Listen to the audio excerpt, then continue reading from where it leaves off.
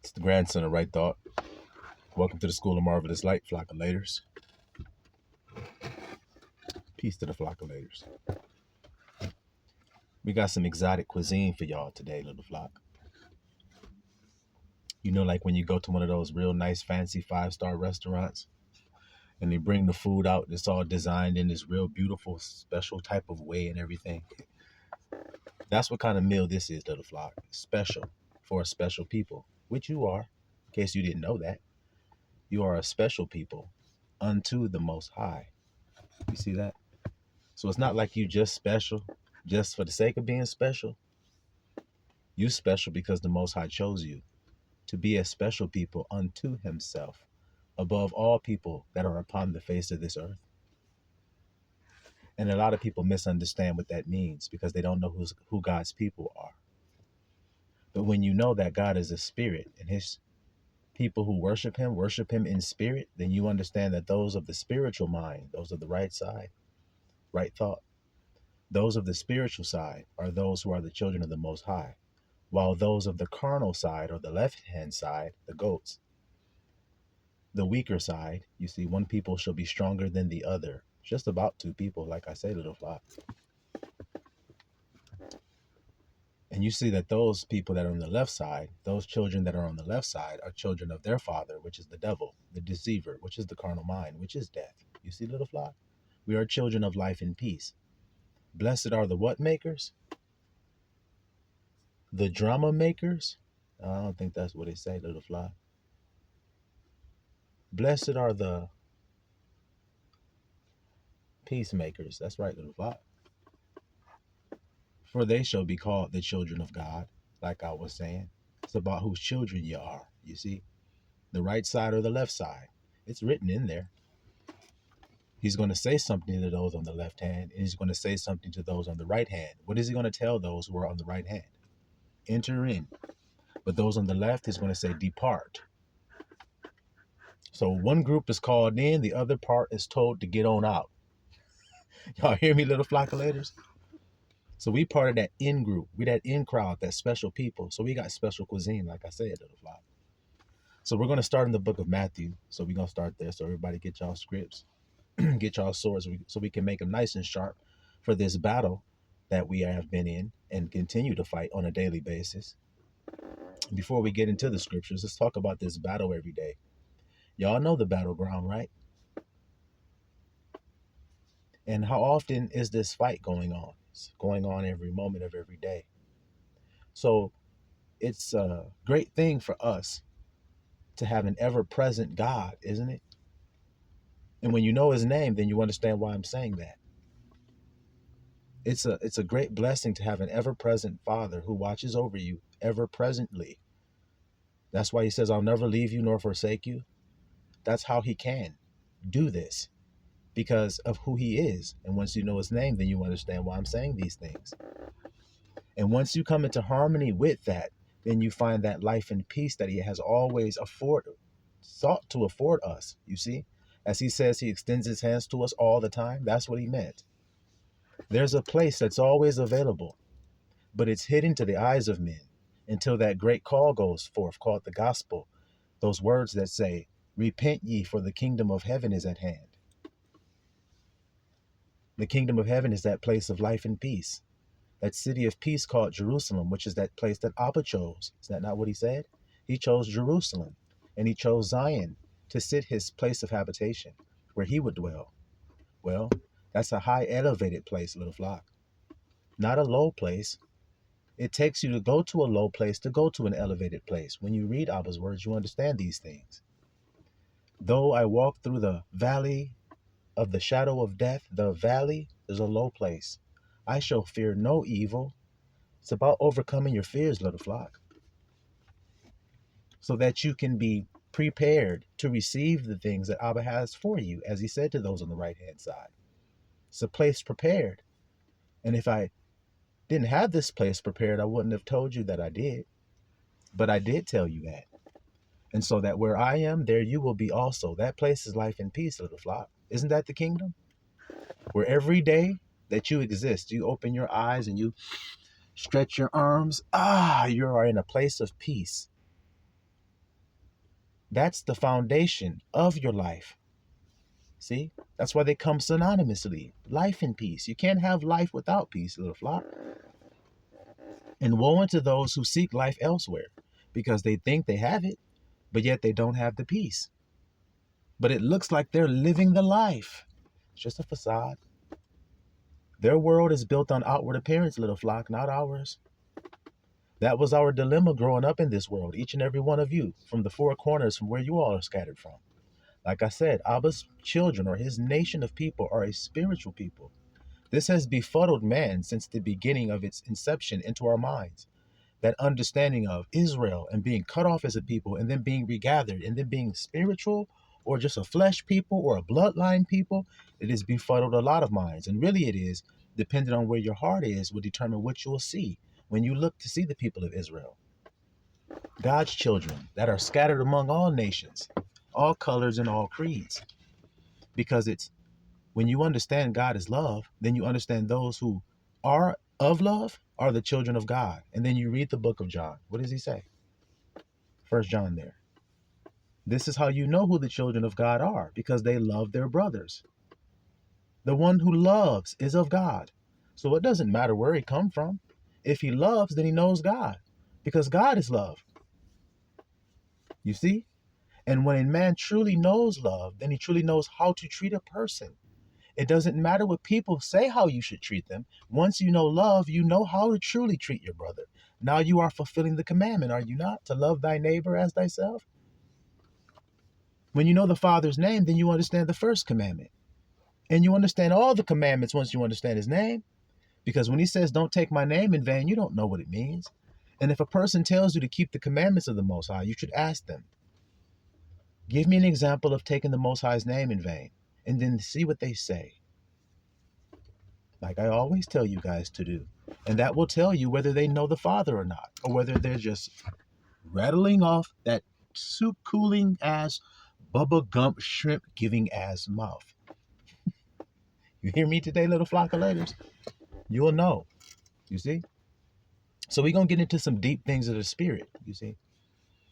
Certain things that are said, why they're said, and what does it mean for you today? Because it all applies to you if you're a member of the little flock of laters, which is the body of Christ, you see?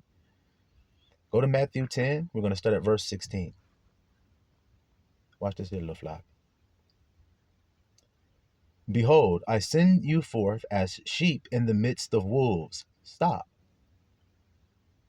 Sheep in the midst of wolves. So we're talking about this warfare that's going on every single day in this fight. You don't fight against flesh and blood. So the wolves are not flesh and blood. So then if the battleground is here, then what are the wolves? They are predatory thoughts. Thoughts that eat up any green grass. Thoughts that eat up any blooming rose. Do you understand what I mean when I say that? Anything that's life and peace. And in turn, after it has eaten every blooming rose, it will leave nothing but thorns and thistles in its wake, which will be your mind. Do you understand the crown of thorns to be hedged about? Hear these words the grandson is saying, because they're going to apply through this message that you get this unique cuisine. See, that's already very unique, isn't it?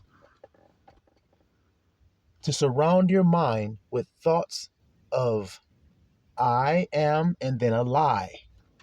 Remember, don't take my name in vain. You see what I mean about got to know his name? You see what I mean? You got to know it. If you don't know it, then you don't have anything. Because if you don't have love, you don't have anything. And God is love. You got to know the Father. Well, the only way you can know the Father is to actually submit yourself totally to the one who knows him. Who's the one who knows him? Husha, the Son. He reveals the Father to you. But you must submit yourself completely to him as your Lord and Savior, they say, right?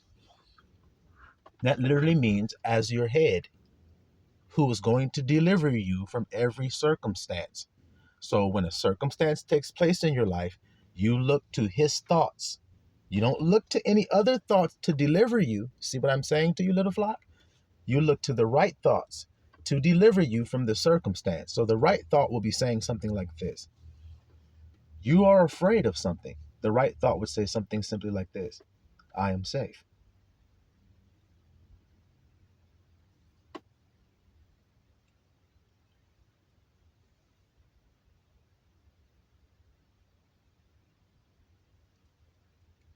Do you see what I'm trying to say to you? It's that simple, little flock. It's going to tell you the truth of the circumstance despite how it looks. Yahusha does that. That's why he was walking on the water, even though the waves were, he was in the boat sleep, excuse me, and the waves were all up and everybody was afraid. See what I mean about being afraid? And then he comes and says, peace be still. I am safe. You see why the grandsons he can break that down like that? You see why? Submitted to the son is the grandson. See what I'm saying to you, little flock? The one that's in his bosom, the one in whom he loved, that he reveals all these secret things to. You see it, little flock? You become the beloved. And once you become the beloved, then you're going to know how to fight this battle. Because what does David's name mean? Look how that goes. His name means beloved. So who's the one that slays Goliath? In other words, the enemy. We don't fight against flesh and blood. Remember that? We fight against principalities and high places, powers, spiritual powers. You see? So thoughts that are designed to bring fear to you, designed to bring anxiety to you. This is why you're told not to fear. So when you're sent into that circumstance, that's what it is. It is psychological warfare that you're sent into. His thoughts are going to keep you. It's not about fighting with brawn, not by power, a little flock, nor by might, says I am, but by my spirit. You're going to fight in a unique way. And I'm here to make sure all the soldiers are ready with their armor polished up, glistening, ready for the battle, so that we can slice and dice right through these niggas like butter on a hot summer's day. That means that shit easy as hell. Ain't it, soldiers? That's what we gonna do with the high praises in our mouth. Do you see how the scriptures are telling you, what the grandson's telling you right now in great clarity? That when you're going, I am powerful, nigga, when you swinging through a nigga, then them thoughts and feelings are going to manifest themselves on him. Your enemy, that is. You didn't have to physically swing nothing, because the sword you swing is the spirit. That's what you're swinging with. I am safe. Now, you're going to physically do things to me to try to make me feel like I'm not. I know this. I'm not ignorant of your devices. Listen to the grandson, little flock. I'm not ignorant of your devices. You're going to physically make it look that way to try to put a crown of thorns around my mind. I already know. The master who I'm looking at is showing me that. Y'all came, watch. Y'all came, started to hit, beat. See how you have physically tried to do stuff. He knew y'all were going to do that, and he knew how psychologically hard it was going to be to remain silent during all of that. So before that had ever happened, he went up into a garden to pray and was looking for some solace from his brothers even, and said, can y'all pray with me for an hour? Because this is what I'm about to go through is very, very much a hard pill to swallow. In his words, a difficult cup to drink. I wish it would pass from me. But nevertheless, your will be done. So in order to show ultimate love, I must endure this. So then you likewise must do the same and follow his footsteps. He said, follow me, take your cross and follow me. He had to carry his cross during this situation that I'm describing to you, where they're hurling accusations that are false. They're bearing false witness on him. They're lying. They're making up all type of cockamamie bullcrap about stuff he didn't even say. They're twisting his words. They're beating him with their fist. They're pulling his beard out of his face. They're yanking his hair. They're spitting on him. They're hitting him with a rod. They're beating him and scourging him with the scourge.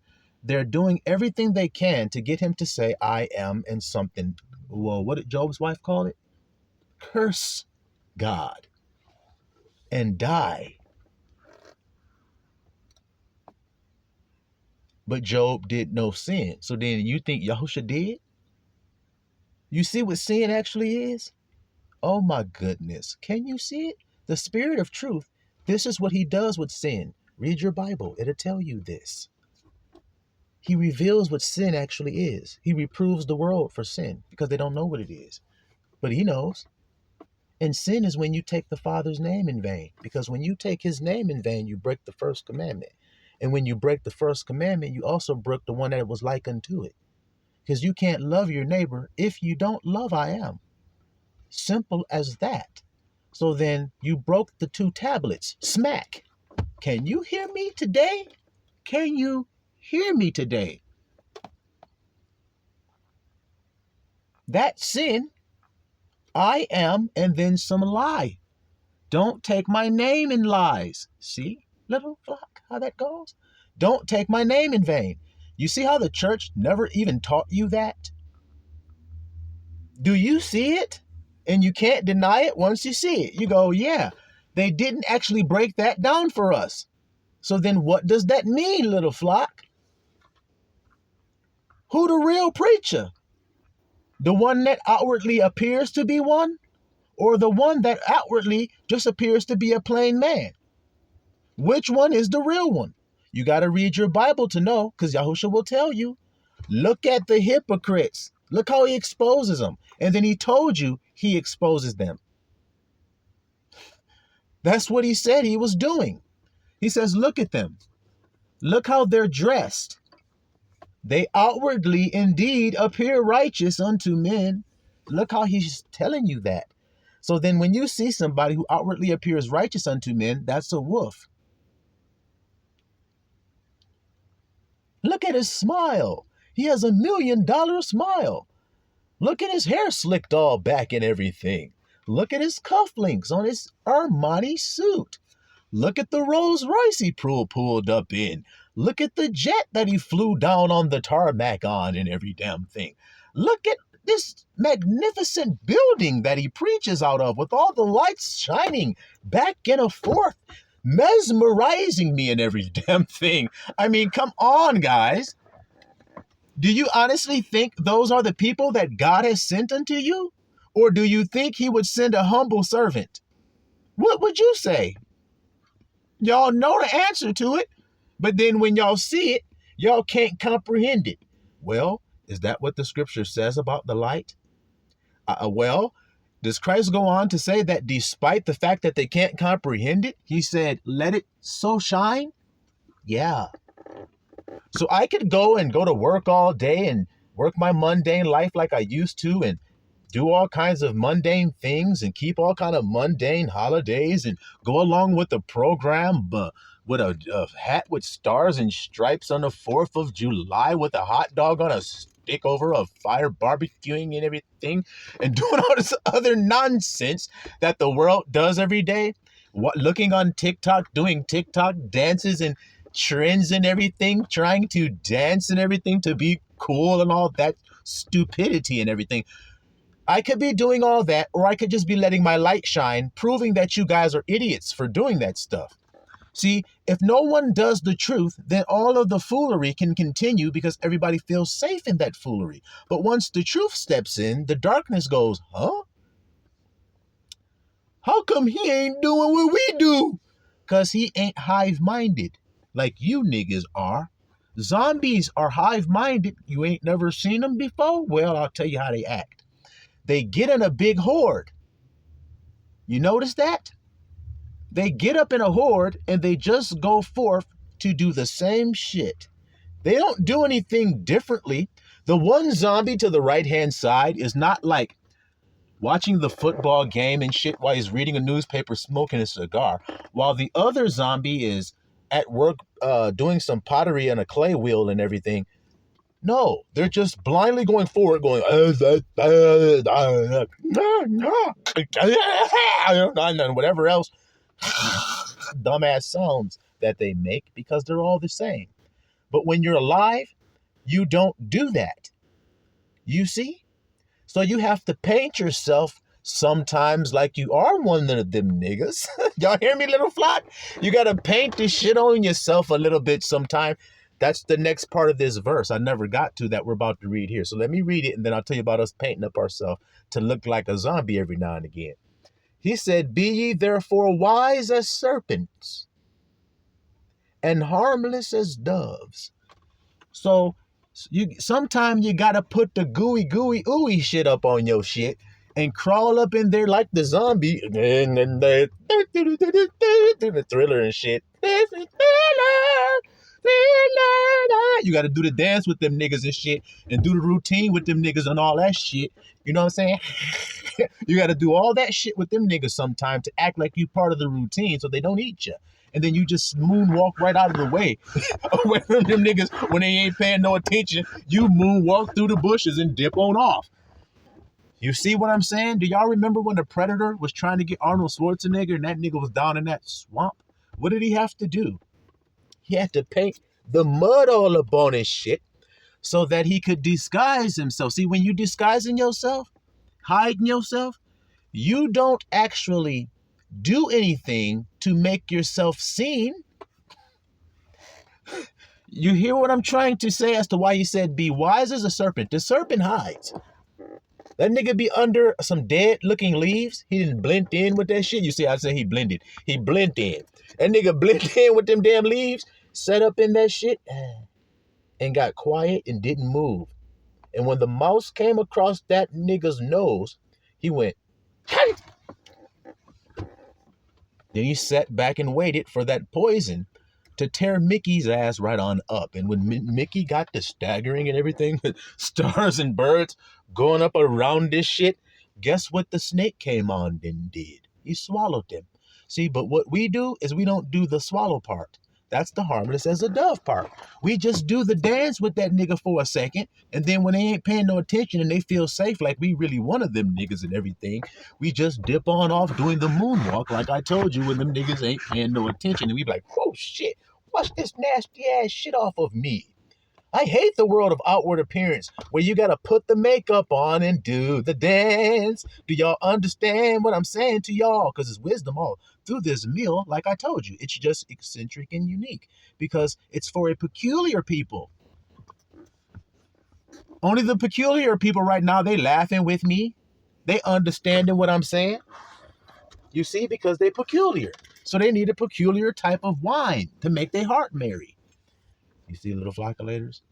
So now, be therefore wise as serpents and harmless as doves. You see, we broke all that down. Watch the next part. But beware of men. See, it ain't no beware of no other kind of thing out there. It's men. Men have that stuff going on up in there like you do, but they're carnal. So that them thoughts they have going on are only to steal, kill, and destroy, to get over, to enable to acquire stuff they will get over. They're looking to hunt men to get over on them to acquire. That's the mark of the beast. That's the left-hand side people. They're also known as Cain. They're also known as Esau. Those are the left-hand brain thinking people that are beast-minded. That only what a beast thinks about is eating up some shit. Steal, kill, destroy. When the lion is eating on his damn meal he done tackled, and he's a little tired, he's trying to catch a breather, 15 or 16 hyena come up out the brush there, and they're like, hey, lion, you're tired as hell, aren't you? Yeah, there's a bunch of my friends here with me. We're going to kick your fucking ass, lion. You're too tired to do anything about it. And they jump on the lion, biting him on his ass and everything. He's too tired. He's like, shit. And he lets the buffalo's leg go and everything. And then the hyena jump on the buffalo. Yeah, nigga, you're ours now.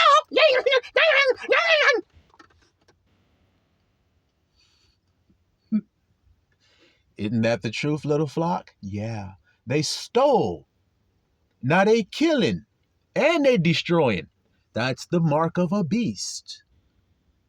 So what are you today? Do you get over? Do you look to make merchandise of another so that you can acquire things? Well, if you're doing that and not giving any service in exchange, then what does that mean about you? You're a beast. See what I'm trying to say to you, little flock? All right, then. That's why he says, beware of men. For they will deliver you, look at this, up to the councils. They will scourge you in their synagogues. You shall be brought before governors and kings for my sake, for a testimony against them and the Gentiles. But when they deliver you up, take no thought how or what you shall speak, for it shall be given you in that same hour what you shall speak. For it is not you that speak. Listen good, little flockulators. That's on the right-hand side. It's not you that speak, but the Spirit, capital S there, the Spirit of your Father, Abba, that is, which speaketh in you. See what I'm saying, little flock? That's why, who am I to judge how the Spirit decides to say what it needs to say? Who am I to say whether that's right or wrong? My carnal mind can't know whether it's right or wrong because it doesn't judge right. So I said the Spirit had to reprove the world of sin and tell it actually what sin is. Same thing with judgment. Read it. It's in there too. He has to correct the world because of judgment. They don't know how to judge correctly because they're not spiritual about how they judge. They only judge carnally, how they look at something, what they heard. How many times did somebody say something in somebody's ear and then somebody died after that? Many times. You ever seen Rosewood? This woman ran before her people. Okay, I don't want to get all up into this race thing or anything, anybody in their feelings or anything, but I just got to tell the truth here. There was a so-called white woman in the city of Rosewood down in Florida who was having an affair with her husband. When the man she was having an affair with got upset with her and gave her a rap across the beezer, in other words, he smacked her across her shit, she got all embarrassed and had a big bruise and everything. And she knew that her husband was going to say, what the shit happened to your face and everything. So when she devised this plan to run before the people with this bruise and everything, looking all tattered, and say, it was a nigger. He raped me. It was a big black nigger. And so, of course, all of the white citizens of that town said, wait a minute.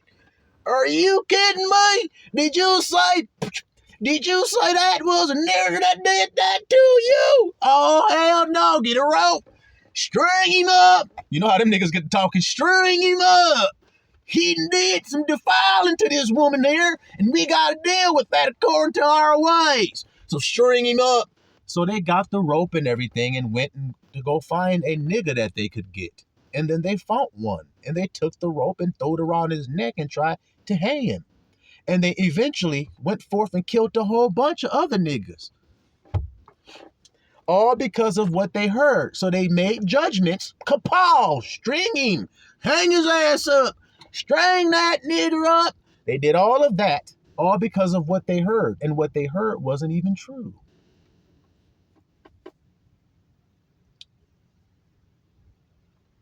You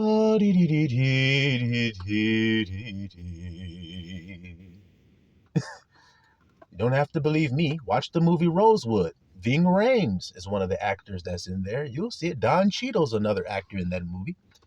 So then you guys will see what's going on. If you watch that movie, you'll see what happened. And that ain't the only time it happened. What about Emmett Till? How come he got DEAD? Because somebody said he did something.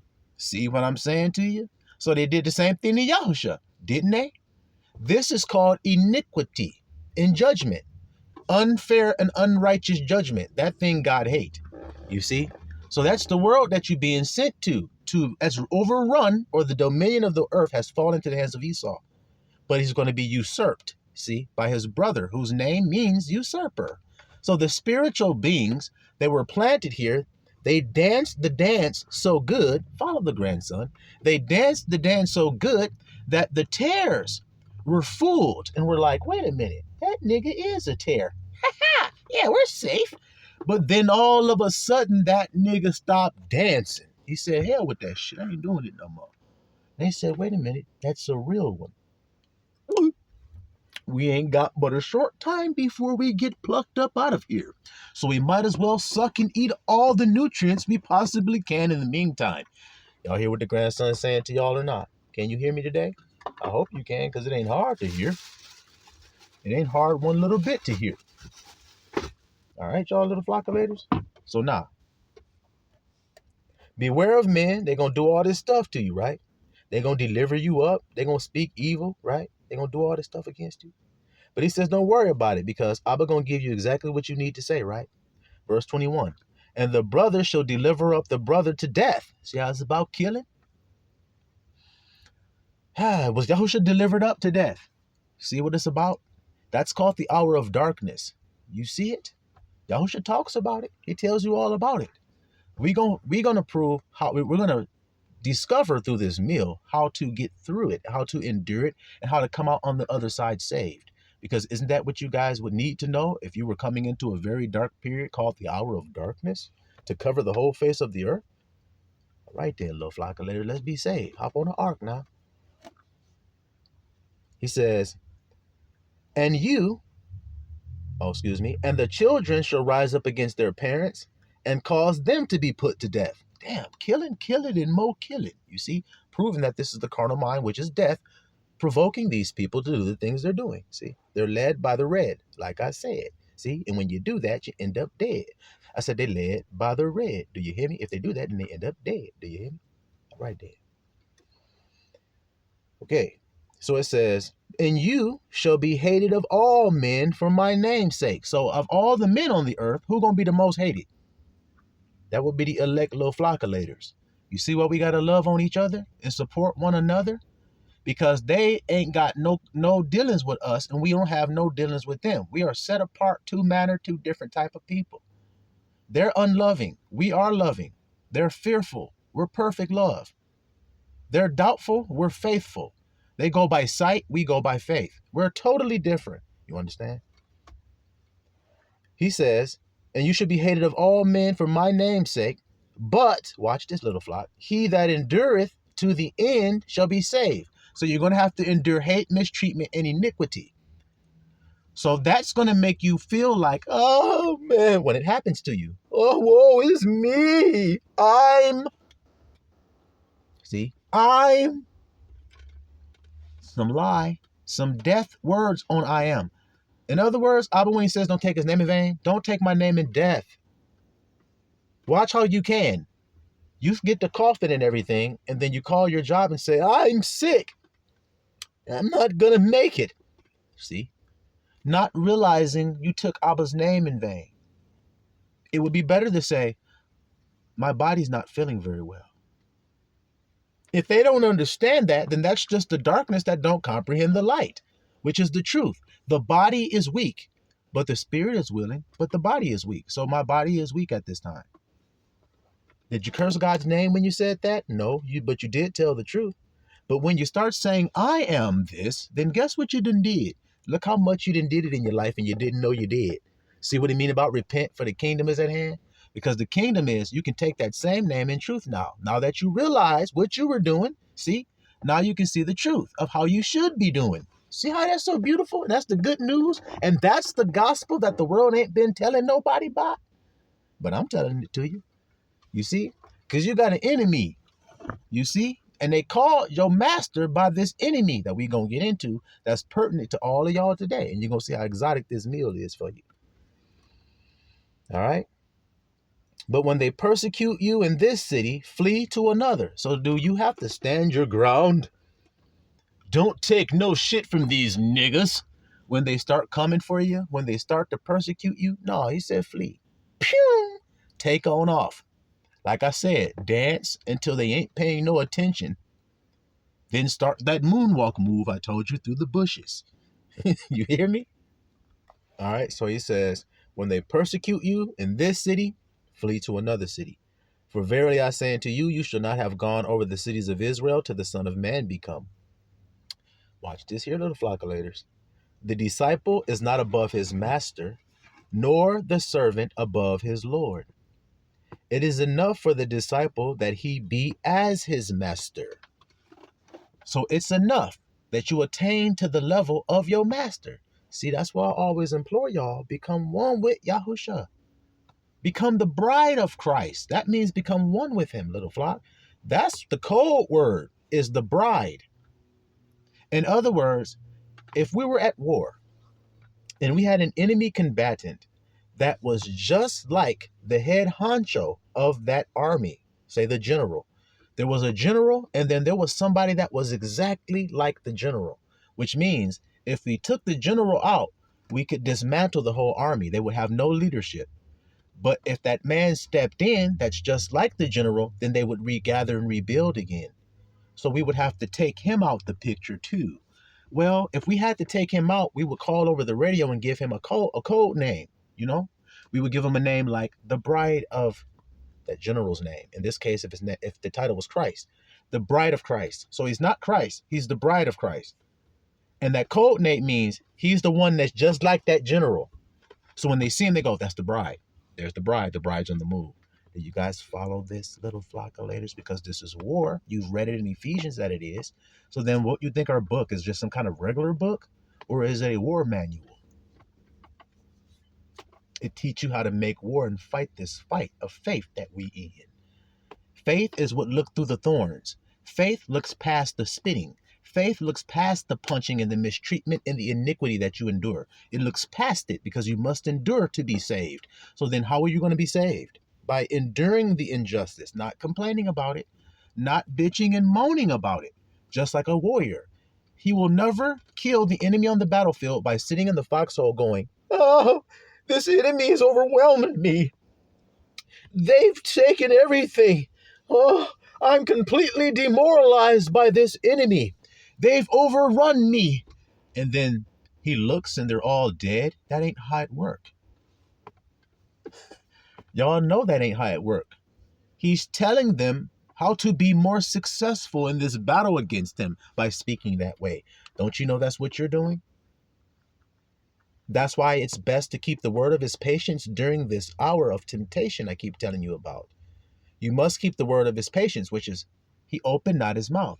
You don't feed or breathe oxygen into that situation because that will make it alive. So then I will not breathe into it.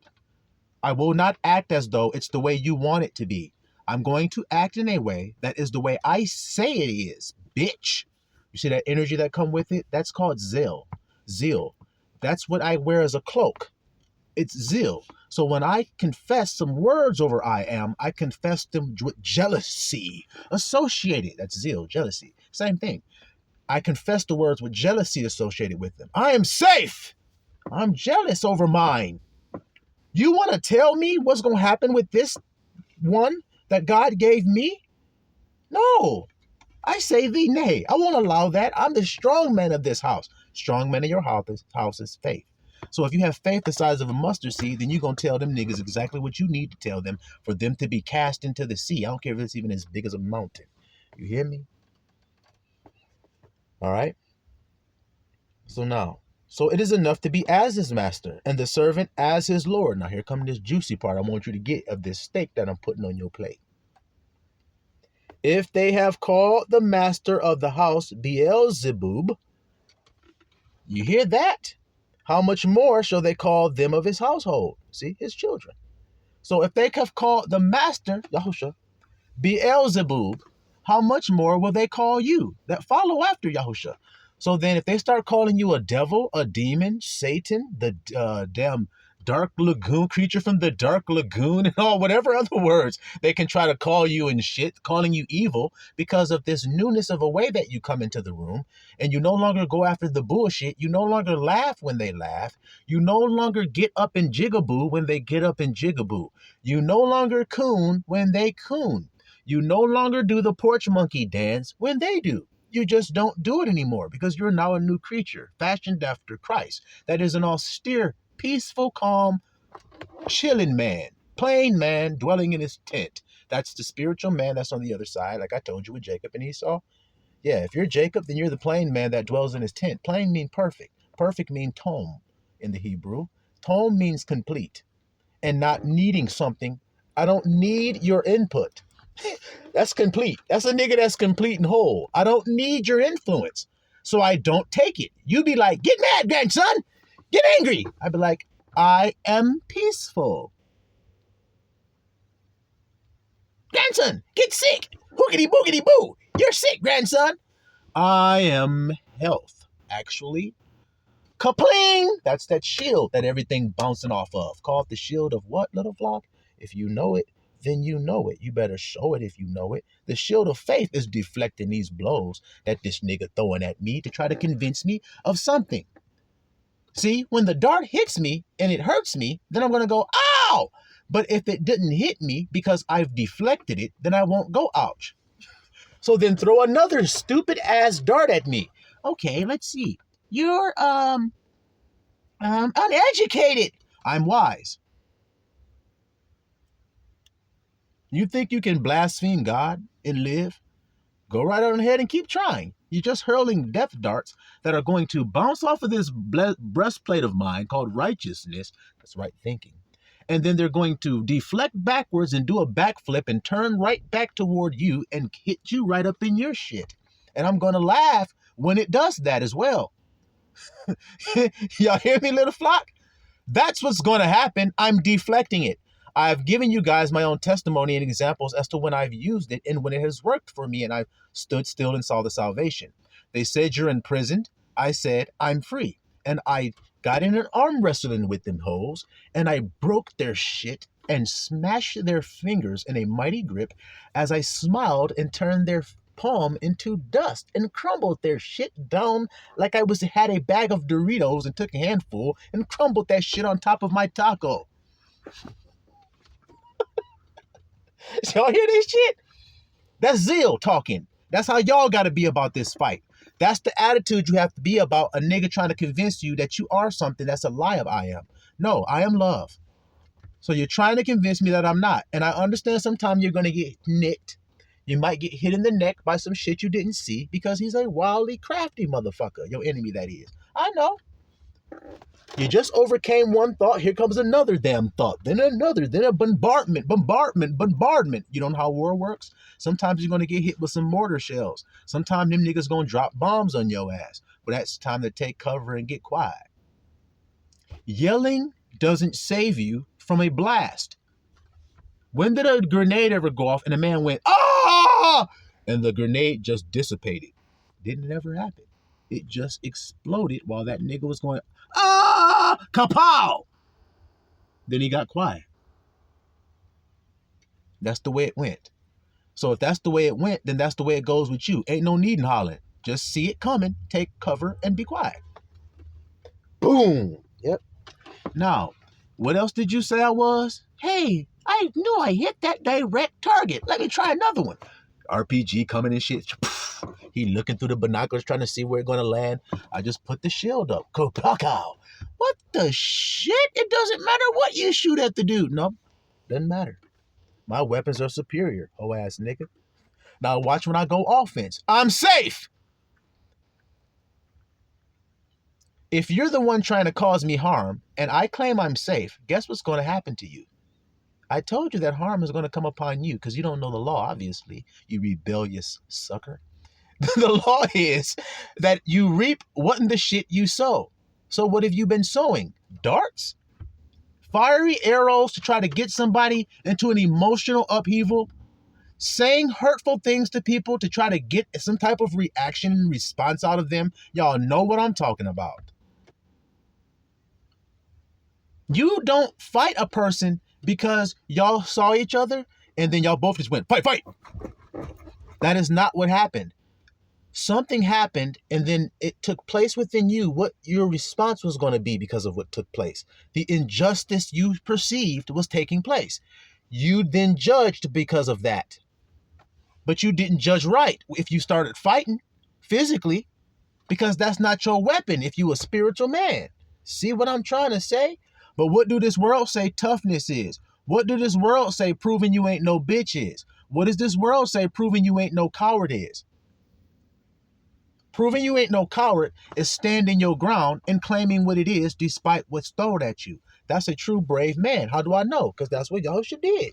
He didn't do no fighting and punching. Peter the one swung that sword at that man's ear, and then Yahushua's the one put it back up on his head. So then which one was Yahushua, the healer or the herder? So then which one I'm going to be? Like I told y'all, child at peace. See that there? One of them peacemakers. That be called the children of Abba, you see? And you can make peace with the outer because you can overcome evil with good. That's what the grandson telling you how to do. Because that's what you're going to need to do. You're going to need to overcome the evil with the good when the evil get wrapped up around your ass like that crown of thorns, you see? Now, we said Beelzebub. Now, why I tell you guys to focus on that? You see? We bringing out a plate. The lights then went off in the cafe and everything. They're like, what happened? The restaurant? Some lights popped on. It's a big plate there. It's called Beelzebub. Now, we're going to break down and slice and dice. We ain't going to eat this. We just going to slice and dice and dissect to show you what's this made of. What is this meal made of? Why are they calling Yahushua Beelzebub, in other words, what I'm saying? Why they call him that? How much more shall they call them of his household? You see that? Now we're going to read some more there, but before, we're going to jump over and get these words, Beelzebub, right? So that we understand what that means. Right? Let's see. Beelzebub means Lord of Flies. 2 words, Baal and Zebub. Flies, Zebub. So now, when a person, say you were just some innocent person that had never seen anything die or any death before, but now you get your first experience with death. For instance, if you lived in a forest, you've never seen anything die, but yet now you see a dead squirrel there. What will you see on that squirrel?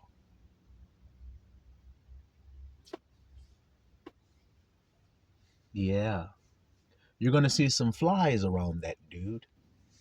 Every time you see death, in other words, you will see flies. I hope you guys can see the tapestry that I'm starting to put together here, or this knitting that's going on right here before your eyes. Lord of Flies, death brings flies. What is death, little flock? Tell flock and lay on them real quick and show them your skills. The carnal mind is death. So the carnal mind, when the carnal mind is present, in other words, when death is present, flies are present. Flies are what to you? Say you're at a picnic. Watch how we breaking this down. You know we spiritual.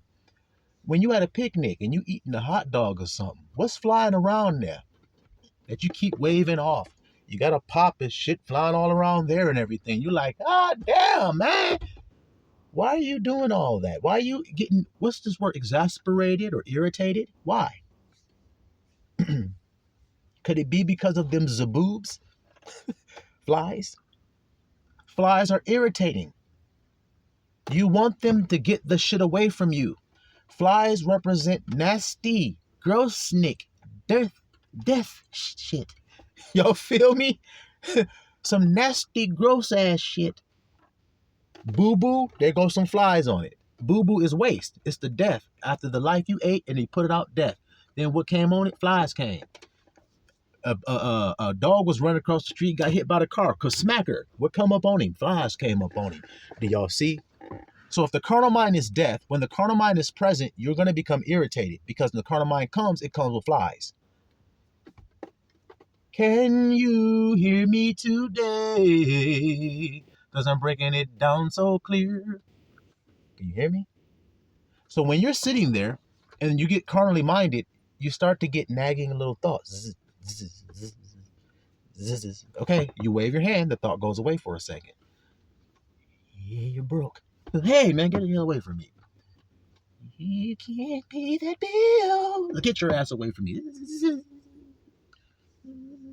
You're gonna get evicted. Get your ass away. Here comes another one. Evictions. You didn't pay your bill. You're gonna get fired from your job. You've been late on your payment on your car. They're gonna repo your shit.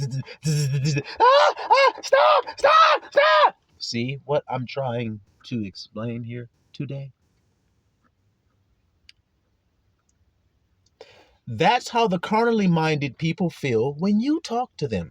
Your words start to zip around in their head. That's called putting heaping coals of fire on a person's head. Can y'all hear me today? Your words are going to ring through and be like flies to them. The same thing they do to you is happening to them. Can you hear it? So this is why they call Yahusha the Lord of the fly, the irritating thoughts. What's more irritating to an unrighteous, murderous ass man, thieving ass, killing man, than a righteous man in the room, guys? Come on! Who is the fly to that nigga? To an unrighteous man? The righteous man is. So see why they're calling him that? Because everything he says is like a dagger poking them niggas. Tink, tink, tink, tink, tink. He's just slicing and a damn dicing, exposing the intents of their heart. And that is irritating the shit out of them. And they can't get him out of their minds. You see? And so since they don't understand, they think they're spiritual. So since what does he say? Let's break it down nice and slow real quick so they can actually get this and receive this here, little flock. What did he say? about the carnal and the spiritual,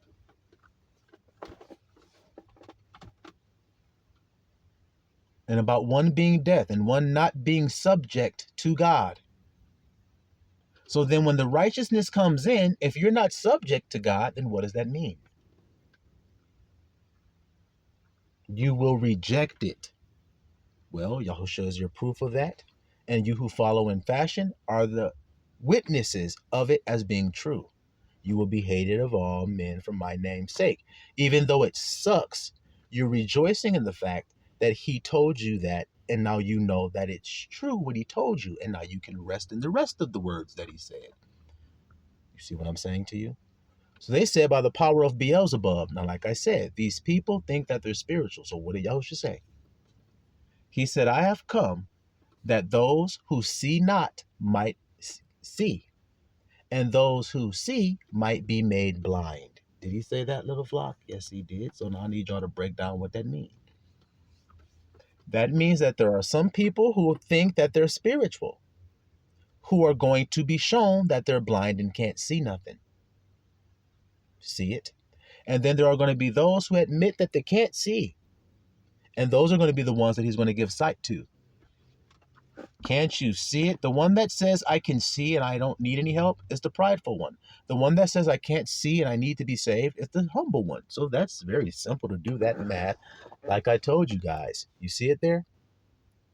All right. So Beelzebub, Lord of flies. When death is afoot, flies come about. So to the spiritual mind, that means when the carnal mind is coming to attack you, irritating thoughts come, and that's how you know the carnal mind is afoot. Coming for you in here where the battleground is. So you're going to have to fight. You see? Now we're going to get more into that.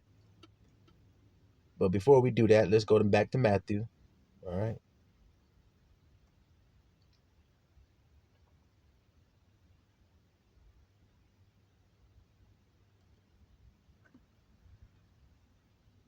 All right. Back to Matthew chapter 10. Now watch this. We ended at verse 25. Now watch this. Now I'm going to call out 3 verses. And I want you guys to read the very first 4 words of the verses that I call out. Okay? And let's see what we find. Verse 26. Just read the first 4 words of verse 26. Now I want you to read the first 4 words of verse 28. Now I want you to read the first 4 words of verse 31. And what did you see there, little flockulators? Now I know we got some lazy classmates that ain't got no scripts in front of them, so they're not following along. They just listening to this message. They may be working or something. So some of y'all ain't just being lazy. Y'all may be multitasking. But for the sake of you guys, I'm going to go ahead on and read what the other flockulators were reading silently, snickering to themselves. The first 4 words of verse 26 are, fear them not, therefore. The first 4 words of verse 28 are, and fear not them. And the first 4 words of verse 31 are, fear ye not, therefore. So what do you guys think is being told here throughout this chapter? I'm sending you into a perilous, unfair, dark, treacherous circumstance. Okay? And when you're in there, you're going to have to endure all of that I just described to you. Endure it until it's finished. You hear that? And while you're enduring it, don't fear. So then let's go back to Psalm 23 and what is said there by the beloved. Though I walk through the shadow of the valley, of the shadow of death. See, the shadow of who? What have I been telling you guys? The shadow of that carnal mind that bring them damn flies with it. That seek to irritate me, that seek to beset me, to cause me to sin. All of that. Though I'm enduring that, I ain't going to what? Fear. That's 4. So you see how the witnesses keep on compiling about how you should, the state of being you should be in? Right there. Right there. So he says, fear not, fear not, fear not. All right. Now we're going to jump ahead to Excuse me, y'all. Let me see.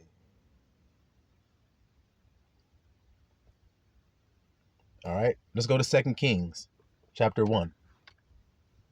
Remember, we're talking about Beelzebub, right? And what that means for you. When you sitting there and it's just all of this shit is just wearing on you and you literally are about to say some vain shit like, I am exhausted with this shit.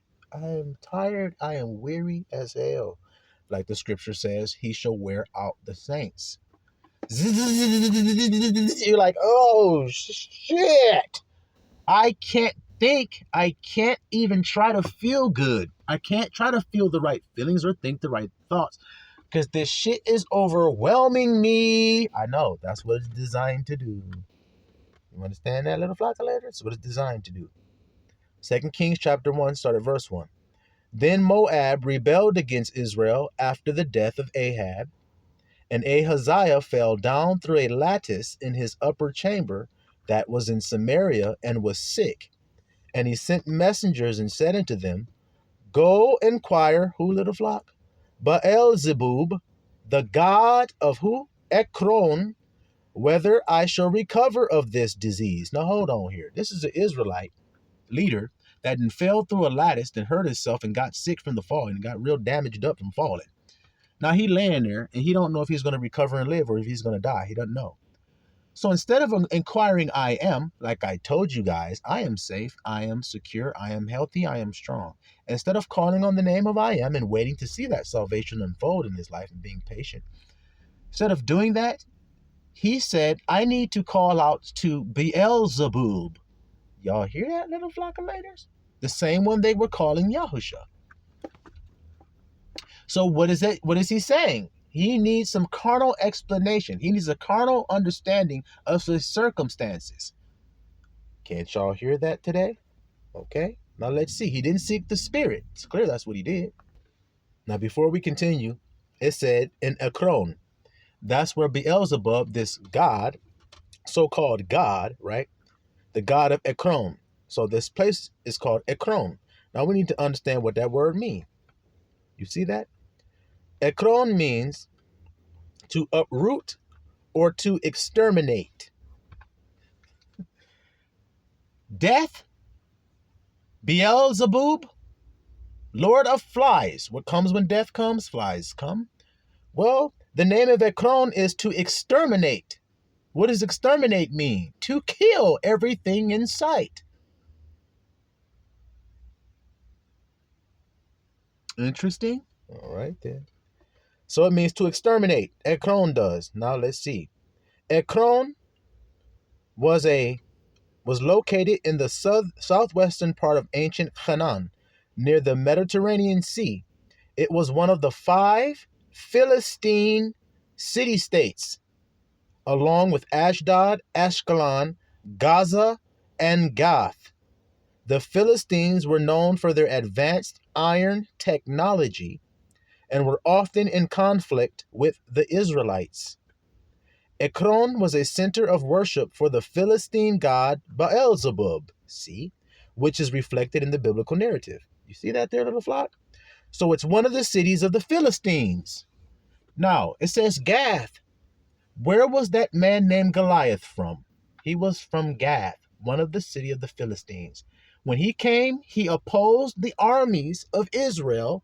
Look how this is being broken down for y'all, little flock. Look at this meal. It's unique. It's interesting. I'm telling you right now. You got eyes to see it and ears to hear it, then you know. So now Goliath comes down to challenge and defy the armies of Israel, it says. Now who comes to fight him? Would that be the beloved one? Come on.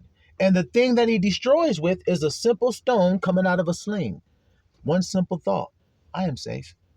I don't need another stone to throw. Once I threw that one. Pow! The big ass situation just fell. It took him a couple of stumbles. That's a few days. It took him to stumble back and forth for a minute with the stars and birds. He even kind of tried to say a few words as he was coughing up blood. I'm gonna kill you, David. And I was going, Johnny, come on, Johnny. Oh, you ain't no Daisy, Johnny. You ain't no Daisy. That's what I was saying. So now, Ekron, right? Center of worship of the Philistine god. So now we got some more insight into this god, Philistine, which is an army that fights against Israel. See, Israel's the spirit, like I said, the grandson, the spirit, Jacob, versus the wicked side, the carnal mind, Esau, the wicked grandson, Cain. See, the red side. See that there, little flockulators? All right, then. The Philistines, you see, they fight against David and his army. But we all know how it goes and how it works. All right? Now remember, that word ekron means eradication. It comes from the word akar. Okay? Akar. Akar means rooting out, barrenness. It means a transplanted person, a naturalized citizen. So you see about what I mean about usurping? Come on, little flock, can you hear what the grandson's saying? Usurping, transplanting a person out of his place. His place was no longer found in heaven, and then there was a man-child caught up to that spot.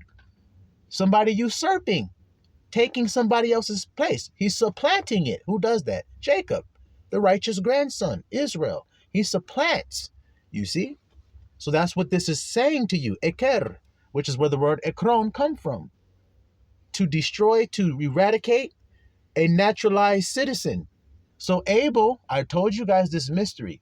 He's crying at the throne of God. And Enoch sees this spirit crying at the throne of God. And he says, who is that spirit? And the angel says to Enoch, that is the spirit of Abel, crying out for vengeance against Cain and all his descendants, that they be wiped off of the face of the earth. In other words, eradicated. So then Cain's descendants are going to always fight against the spiritual people. The naturalized citizen is always going to fight against the usurper, or the alien, he calls it. You see what I'm trying to say? The sojourner, the pilgrim. You see it? You see it? So it means to root out. Y'all see that there, little flockulators? So now, he fell through the lattice, back to 2 Kings, chapter 1, verse 3. But the angel of I am said to Elijah the Tishbite, pay attention, little flock. So the angel speaks to Elijah and says, arise, go up to meet the messengers of the king of Samaria, who is who? Ahaziah, see? Samaria is the northern kingdom of Israel. So he should be consulting I am, but instead he's going after some pagan, false, carnal god, see? Beelzebub, death. You see, trying to inquire about his life. But you see, people do it every day. And he says, go unto them and say unto them, is it not because there is a God in Israel? So Israel don't have a power on his side? Is that what you're trying to say? See what I'm saying to you, little flock? That you go to inquire of Beelzebub, the god of Ekron? So you going to their God over there? Because you don't believe you got no God in Israel? See how it's the same thing David was saying to the Israelites when Goliath came? Why y'all so scared? We the army of the living I am. What you scared of this old uncircumcised Philistine foe? See how it's the same story, how it connecting like a Lego?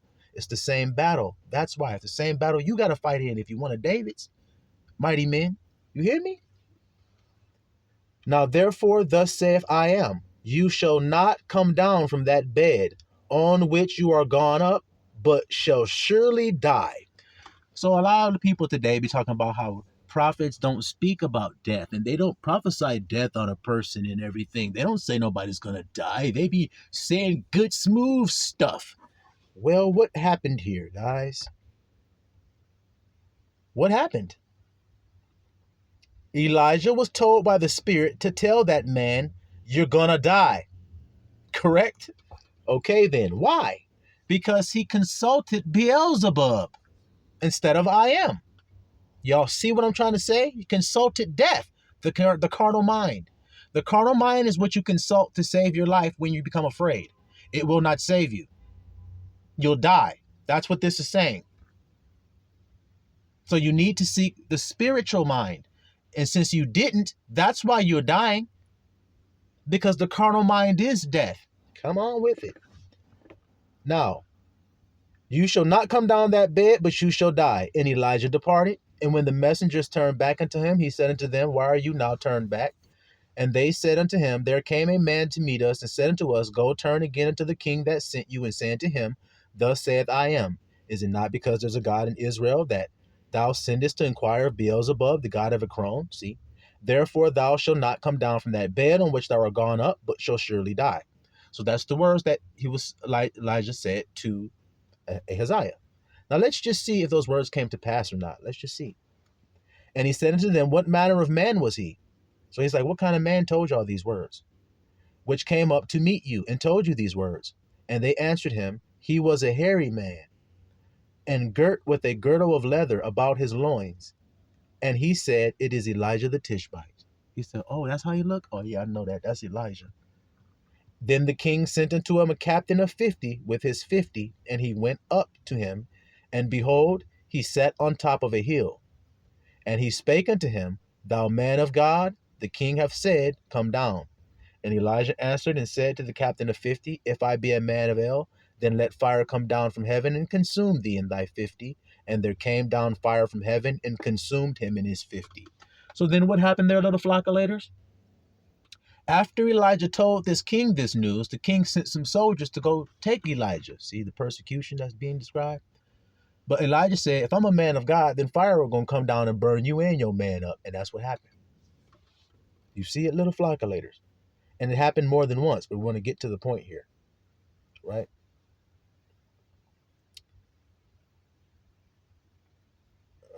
Let me see. All right. Verse 15.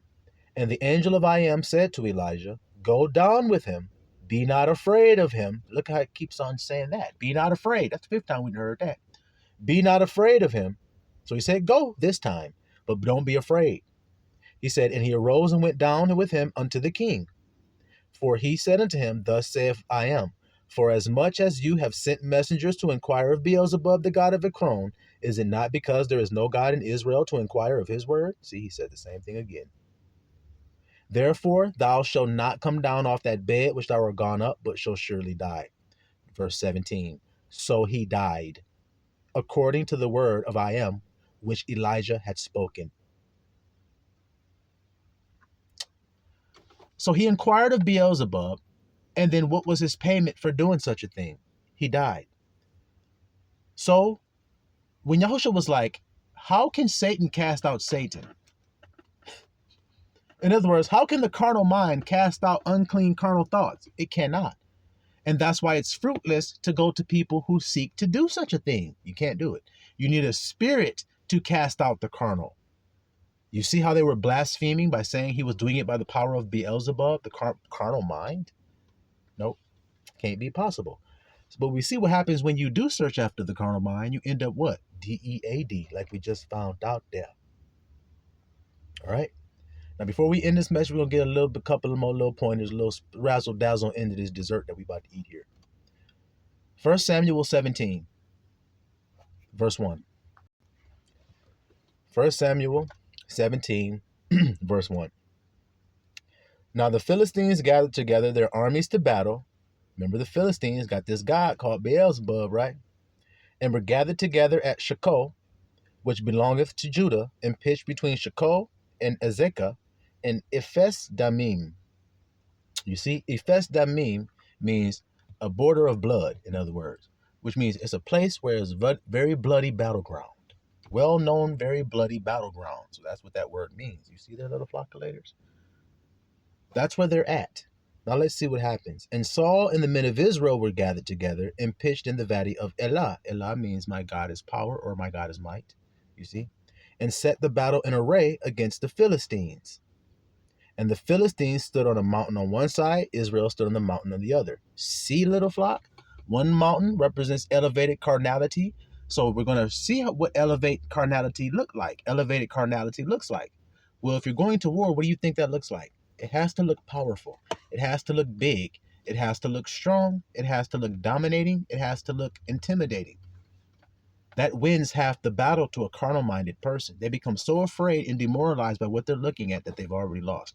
It may be very weak what they're looking at, but they perceive it to be very strong, so then it becomes very strong. Because as a man thinks, so is he. If you think he's doomed, then he is. But if you think he's won, then he will. You see what I'm saying to you, little flock? So they're on their elevated side. And then Israel's on their elevated side, which is the spirit side, which is the right side. You see? Now they're going to spiritual side, going to have a spiritual war that's going to come forth, and they're going to fight. See how it goes. And the Philistines stood, and the Israelites stood. You see, verse 4. And there went out a champion out of the camp of the Philistines named Goliath of Gath. Told you. Goliath of Gath. So he's in one of those cities of the Philistines, you see. And he says, let's see what it says about him. Whose height was 6 cubits and a span. Why does it mention his height? Because he got to be big. I told you that. Is he? Yep. And he had a helmet of brass upon his head. And he was armed with a coat of mail, and the weight of the coat was 5,000 shekels of brass. And he had greaves of brass. And he had greaves of brass upon his legs, and a target of brass between his shoulders. And the staff of his spear was like a weaver's beam, and his spear's head weighed 600 shekels of iron. Says they were good at ironworking, so they knew how to make good weapons. See what I mean about the carnal mind? The carnal mind thinks it's protected if it got a big ass military, big missiles, cruise liners and shit. Not cruise liners, but what you call it? Carriers and fucking destroyers and submarines and nuclear this and atomic that and all that shit. When you got all that, you appear powerful before men. You see? Same thing they're doing here. Carnal mind. You see it? That's the only way it's going to come. It's going to come outwardly, and that's why it's describing his outward appearance. That's why. But when you read about David's outward appearance, does he even have on armor? Does he even have a sword? Is he even big? Is he even full grown? Look at the list.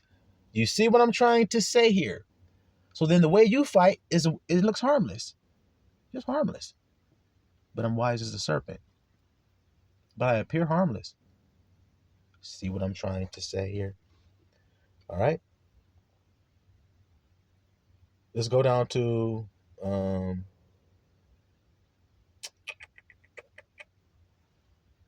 verse 10. And the Philistines said, I defy the armies of Israel this day. See?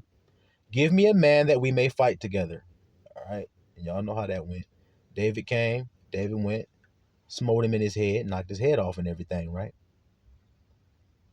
All right. Now watch this. Verse 51. Therefore David ran and stood upon the Philistine and took his sword and drew it out of the sheath thereof and slew him and cut off his head therewith. And when the Philistines saw their champion was dead, they fled. And the men of Judah and Israel arose, the men of Israel and of Judah arose and shouted and pursued the Philistines. So they started chasing them, right? Now, y'all remember about when we was reading over there in 2 Kings and Ahaziah. He said, go to Ekron, right? That's where that fake-ass god, Beelzebub, go inquire there, man, in Ekron. Y'all remember that? All right. And the men of Israel, Judah arose and pursued the Philistines. Now they chasing the Philistines, right? So one people shall be stronger than the other, like I told you. And it says, now watch where it says they went. And the men of Israel and Judah pursued the Philistines until thou come to the valley and to the gates of Ekron. Look at their little flockulators. And the wounded of the Philistines fell down by the way to Sharaim, even unto Gath, and unto Ekron. See it? And the children of Israel returned from chasing after the Philistines, and they spoiled their tents. And David took the head of the Philistine and brought it to Jerusalem, but he put his armor in his tent. Y'all hear that, little flock? So they chased him all the way to Ekron, Lord of the Flies, where they fake-ass god Beelzebub was. So do y'all understand what Beelzebub represents? Do you guys understand what it represents? An attack of mentalness. I like that word. A mental attack upon you that causes distractions so severe that you cannot think the right thought, to say the right things, to feel the right things, to get out of it. So that's why he appeared to look scary, so that they would believe that and become so scared that they couldn't do it. And they couldn't, but David could, because he's the beloved one. So then, if you're going to fight this fight, if any type of effectiveness, then you're going to have to do what David did. which is fear not, and to trust in I am, and claim I am despite what you're looking at, because that's what Yahushua also taught us, who was also the beloved. Any more questions, little flock? I think we've served this meal up nice and good for you guys and given you guys something to think about in your daily walk when you're going through this test and these trials where these flies come all around you, letting you know the carnal mind is afoot. So don't fight with carnality. Don't murmur. Don't complain. Do not breathe any life into it, but yet breathe life into the truth of life and peace, which is I am safe, I am secure, I am well, I am fed, I am filled, I have everything that I need, I'm safe, and the like. Y'all understand? So, Mr. Allah. Y'all be blessed, little flockulators. So,